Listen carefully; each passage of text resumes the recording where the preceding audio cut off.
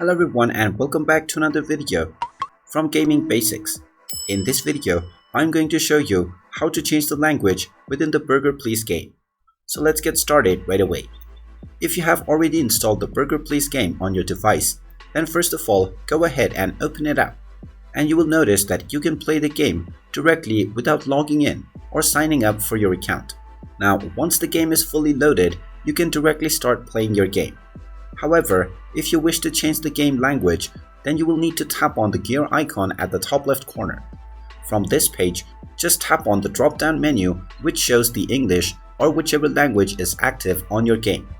Once you tap on this drop-down menu, you will see the various other available languages.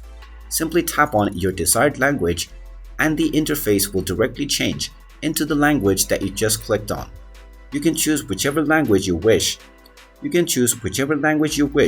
And you can come back to this menu at any time and change your language.